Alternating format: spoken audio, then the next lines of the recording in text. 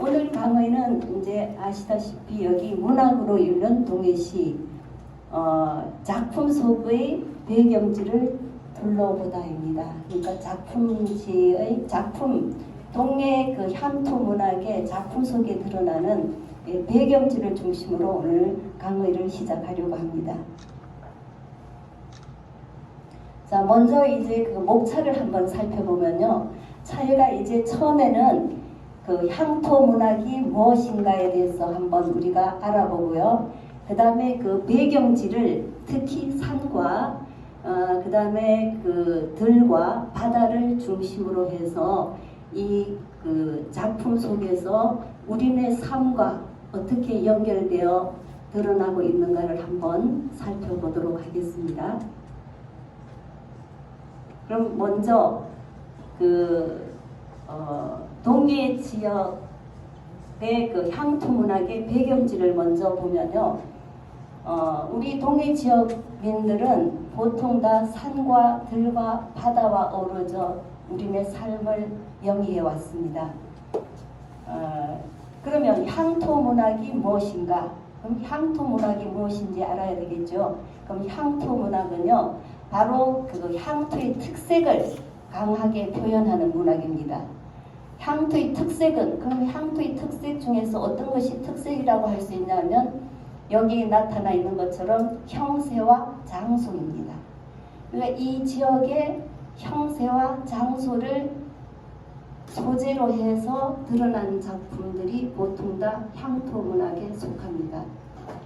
이처럼 그 자연 환경적 공간이 향토 문학에 영향을 준다고 하겠습니다.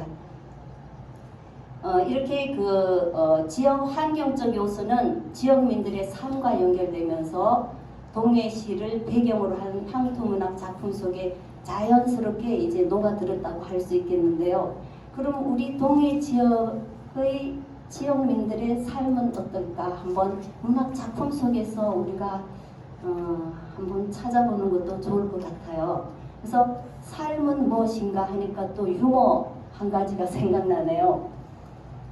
김수환 추기경이 기차를 타고 가고 있었죠.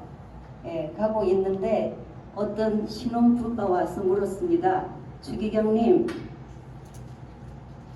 삶은 무엇일까요? 자, 그러니까 이 추기경님이 갑자기 삶은 무엇이냐고 하니까 갑자기 대답하기 곤란했어요. 그래서 잠시 있는 사이에 저쪽 칸에서 들려오는 소리가 있었습니다. 판매원의 소리였어요. 무엇일까요?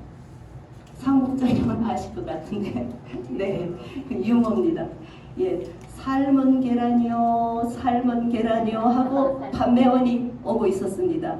삶은 계란이요, 오 맞다. 그래서 김수환 추기경님이 신혼부부에게 얘기했습니다. 삶은 계란입니다. 예, 아마 이런 그 달걀처럼 둥글둥글 사는 삶인지 달걀을 깨고 나오는 병아리처럼 어떤 깨달음이 있는 삶이어야 하는지, 아니면 닭인지 뭐 달걀인지 누가 먼저냐 하는 이런 물음처럼 우리가 알 수도 없는 것이 바로 삶인지 모르겠습니다만은, 그러나 여기 문학작품 속에서는 어떤 삶이 녹아져 있는가를 우리가 한번 살펴보는 시간이 되겠습니다. 우리 동해시에 있는 두타산 무릉계곡을 배경지로 한 최초의 고소설입니다. 한문 소설인데요. 이 최생우진기는 최생이라는 주인공이 최생이라는 주인공이 우진기 신선도를 만나다라는 작품입니다. 풀이하면은 최생이 신선도를 만나다 이렇게 됩니다. 자, 이 작품은요, 호가 기제입니다. 기제 신광한이 창작한 작품인데요. 지금으로부터 한 500년 전쯤에 창작된 작품입니다. 이 작품은 기제기이라는 그 소설집 속에 4편의 작품이 있는데 그 중에 한 편이 최생우진기입니다. 이 최생우진기, 이 작품을 한번 우리가 또 살펴보면 이 신광하는 그러면 두타산 무릉계곡과 어떻게 인연을 맺었을까요? 이 신광하는 기묘사하 때 하는 어떤 정치적인 회의를 느끼고 삼척부사로 부임하면서부터 인연을 맺었습니다. 기묘사라고 하면은 아시다시피 조광조와 젊은 선비들이 그 기양간 사건이죠.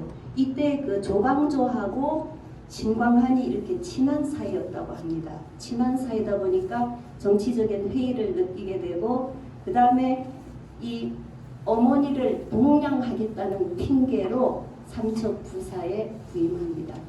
삼척부사에 부임하고 보니까 여기 인근의 두타산 무릉계곡이 아주 수려한 풍광을 자아내고 있는 그런 곳이었거든요. 그러니까 여기에 도취되어서 이런 그 어떤 정신적인 영향을 받게 되고 문학적 상상력을 제공받게 됩니다. 두타산 무릉계곡은 여러분도 아시다시피 이제 무릉계라는 이름, 김효원이 두타산 일기에서 붙인 무릉계라는 이름도 있죠. 무릉도원처럼 아름답다고 해서 지어진 이름입니다. 이런 그 두타산 무릉계곡의 이런 아름다움 속에서 이런 그 정신적인 영향을 받게 되고 문학적 상상력을 키우게 되는데요. 이런 문학이라고 하면은요, 보통 다 문학적 상상력이 바탕이 됩니다. 영국의 철학자 베이컨은 어떤 말을 했냐면은 역사는 사건을, 그 다음에 철학은 이성을, 이래 문학은 상상을 바탕으로 전개된다고 했습니다. 이게 상상이 바탕이 되지 않으면 문학이 탄생될 수가 없어요. 또 그런 말도 있죠. 작가라고 하는 사람들은 상상이라는 쟁기로, 문학의 상상이라는 쟁기로 우주를 바까리하는 농부다. 이처럼 상상력이라고 하는 것은 문학에 있어서 하나의 바탕이 되기 때문에 이 아무리 수려한 두타산 무릉계곡을 봤다고 하더라도 어떤 상상력이 없다면은 재생 우진기가 탄생될 수 없었습니다. 그러니까 너무너무 수려한 자연 속에서 어떤 신선이 논할 만한 공간임을 하나의 상상을 하게 된 거죠. 자, 그래서 이 두타산 이제 그 무릉계곡의 이런 정신적 영향을 받고 창작하게 된 재생우진기의 가장 큰 특징이라고 할까요? 특징은 학소대라든가 뭐 용추폭포라든가 이런 주인공 재생이 신선 체험하는 장소와 일치하다는 점입니다. 그런데 이 또 일치할 뿐만 아니고 도입부부터 이 작품의 제일 처음부터 이 내용이 나옵니다. 그래서 한문 소설이다 보니까요. 한번 거기 그 한문 소설의 제일 처음에 나온 재생우진기 제일 첫 부분인데요. 보면은 진주부지서 유산월 두타. 그러니까 진주부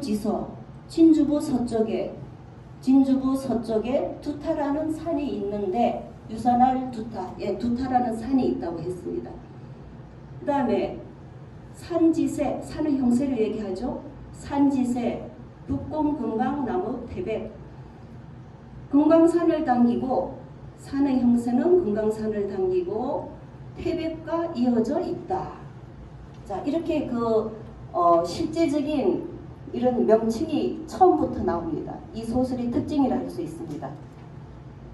기방박 국육 중활청구자. 하늘이 맞다. 하늘을 가로질러 나누는데, 자, 그 다음 보세요.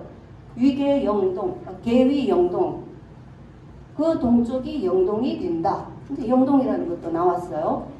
그 다음에 홍명학소동, 홍명용추동. 이곳을 학소동이라 부르기도 하고 용추동이라 부르기도 한다. 세지, 이위진경, 마교심, 기원자. 세상에서는 그곳을 가리켜 진경이라고 하는데 그 진경이라고 하는 것은 참다운 경치라는 말로 다시 말하면은 신선이 논일 만한 그런 경치라는 거죠. 이 경치를 누가 봤느냐? 자, 그 근원을 찾아본 사람은 아무도 없었다. 아무도 이렇게 신선이 논일 만한 장소인데도 아무리 그 근원이 어디서 나오는가는 찾아보는 사람이 없었다. 이렇게 되어 있습니다. 그래서 이게 처음에 서두부터 이 한문 소설로 되어 있는데요. 서두부터 이렇게 장수가 나온다는 거죠. 그 진주부, 두타 나왔죠. 그 다음에 뭐 금강산도 나오고 태백도 나왔습니다. 그래서 영동 나왔죠. 학소동, 용추동, 네 이렇게 신광한의 작품 4편의 소설 중에서 채생우진기만 이렇게 장소가 이렇게 먼저 나오고 있습니다. 여기 이제 두타 하면은 우리가 두타 하면은 머리 두자에 비탈지 타를 쓰잖아요. 그런데 어떻게 합니까? 등산객들이 힘들게 두타산에 올라갔다 온 등산객들은 비탈질 타를 안 쓰고 뭐로 쓰나요? 들어보셨죠? 칠타를 쓰죠. 예, 칠타를 써서 골 때리는 산이라고 합니다.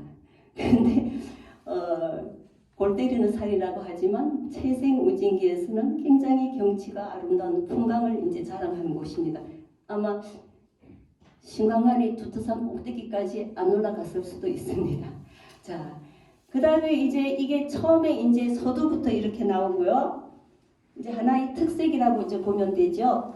자, 그 다음에 이건 이제 한번 비교해 볼 필요가 있습니다. 기재기 중에서 안빈목류록이라는 작품입니다. 좌편에 있는 게 영조 때 찍어낸 금속 활자본에서 나오는데요. 자, 이게 이제 안빈목류록이라는 작품인데 여긴 보면은 채생우진기처럼 어떤 형세와 장소가 나오지 않습니다. 그럼 뭐라고 했을까요? 제일 처음에 유서생, 성안, 명빈 사람 이름부터 나와요. 그렇죠. 안빈이라는 이름부터 소개를 하고 있습니다. 그런 계곡에서부터 이렇게 그 동해까지를 연결고리를 지어본다면 채생은 두타산 무릉계곡의 용추를 통해서 동해의 용왕을 만났습니다. 용추 동굴로 들어가가지고 만났죠. 그리고 두타산 정상에서 발원한 물줄기가 용오름길을 따라 동해시의 전천으로 유입되는데요. 동해로 흐르고 있고 또 주인공 채생이 용궁 체험을 하기 위해 신선봉의 동석에서 떨어져 내린 용추폭포가 용오름길의 정점이라는 개연성도 우리가 가질 수 있습니다. 이렇게 볼 때 두타산 무릉계곡의 신선봉은 주인공 채생이 용추의 진경을 보기 위해 찾아갔던 자리라고 할 수 있죠. 그래서 채생이 신선 체험을 하기 위한 단초를 제공한 장소로서 그 가치를 우리가 높일 수 있습니다. 그래서 신선봉도 그래서 이름이 지어지지 않았나 그런 저는 추측을 해봤습니다. 눈두덩에서 직가보는 햇살 때문에 잠에서 깨어났다. 커튼을 걷어내자 차창 밖으로 바다가 보였다. 바람에 출렁이는 파르스름한 겨울바다였다. 아, 무코로구나. 기지개를 켰다. 하품.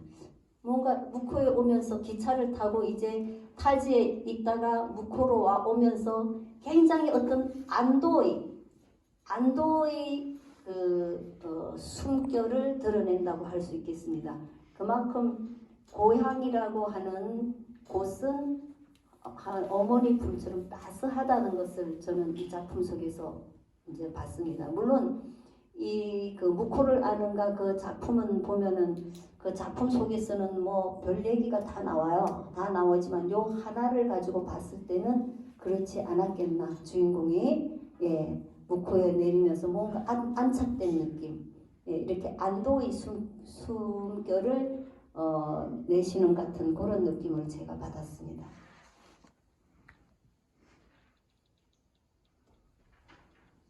또 동해 바다는요, 이제 향토 시인들에게 푸르고 맑은 물의 평화로움과 다양한 모습이 우리네 삶으로 내면화되어 하나의 섬세한 언어적 상상력을 불러일으키는 동력으로도 작용하는데요. 여기서 보면은 동해는 시한수 잉크로스라 하네. 청정한 속살 찍어 올릴 때마다 동해의 품에 안겨보라 하네. 하루에도 몇 번씩 표정이 바뀌는 바다. 잔잔하다가도 경랑에는 우리들 인생. 자, 여기도 보면은 이게 품에 안겨보라.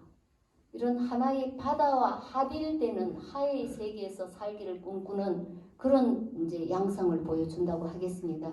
그래서 이 지역 시인들이 이렇게 발표한 작품들 보면은 대부분 다 하나의 자연과의 합일, 조화를 꿈꾸는 것을 우리가 살펴볼 수 있거든요. 예, 이렇게 망상해변, 예, 이 양반도 얼마 전에 갔습니다. 가남으로 이제 갔는데요. 예, 이제 이거는 하나의 그 동시로 쓴 작품입니다.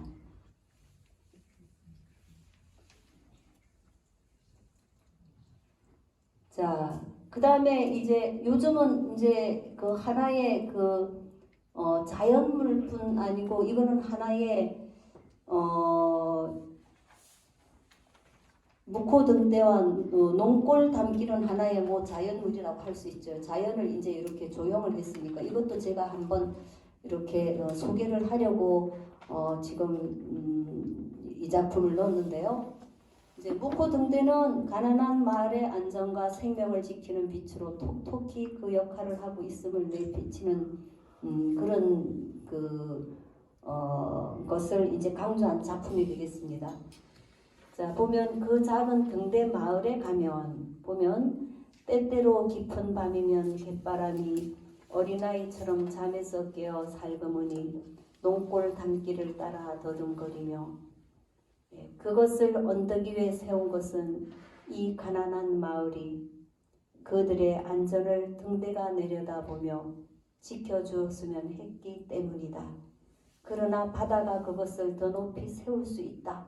아, 바다가 등대보다도 더 높이 세울 수 있다는 것은 뭘까요?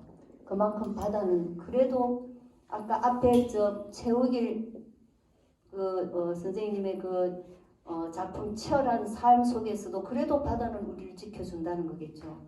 이렇게 우리가 살고 있는 이제 이 자연은 그래도 우리를 때로는 힘들게 할 수도 있지만 결국은 우리를 지켜주는 하나의 그런 뭐 수호신과 같은 그런 역할을 우리가 이 작품 속에서 읽어낼 수 있습니다. 물론 지역 문인들이 이 작품을 쓴 것을 쭉 살펴보면 이 하나의 뭐 이렇게 뭐 동민지 같은 데서도 한 몇 편밖에 안 나옵니다. 그러니까 사실은 대부분 다 이 지역문들이 쓰는 작품이 하나의 서정시를 많이 씁니다. 뭐 사랑, 이별, 그리움 이런 이제 것을 많이 쓰지만 혹가다 이제 이런 지역에 관련된 지역을 배경으로 한 작품들을 보면은 거의 다 이 작품이 이제 지금 제가 앞에서 쭉 소개한 것처럼 그런 주제로 쓰고 있다는 것입니다. 그래도 다 이 지역을 사랑하고 자랑스러워하고 또 이 지역에 살고 있다는 데 대한 어떤 자긍심 같은 것을 우리가 이제 그 작품 속에서 느낄 수 있습니다. 자, 그 다음에 이제 다 끝난 것 같아요.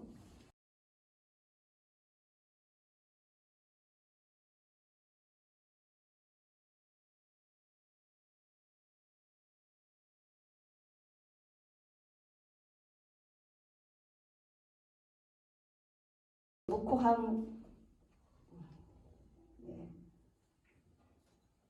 저기